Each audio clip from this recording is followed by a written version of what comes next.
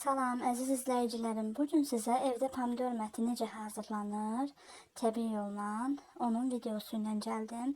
Və belə gördüyünüz kimi qaynanam pomidorları ortadan ikiyə kəsərək 20 kiloluq vedriyə bastı. Üzərinə bir ovuc duz atdıq və bir həftə gözlədi. Və burada gördüyünüz kimi həmən o qaynanamın bastığı pomidorları mən süzgəcdən əlimlə qəşəng əzərək keçirdirəm. Və onun altına pomidor mətinin, yəni pomidorun özü altına keçir. Baxın, belə göstərirəm də. Və ondan sonra bunu ocağın üstünə qoyub qaynadırıq. Yəni tam qatılaşmaya yaxın üzərinə, yəni indi nə qədər hər kəsin bir göz qərarı var. Duz atırıq, yəni göz qərarınca duz atırıq və 2 saat, belə 2 saat yarım təkrardan qaynadırıq. Tam qoyulaşır.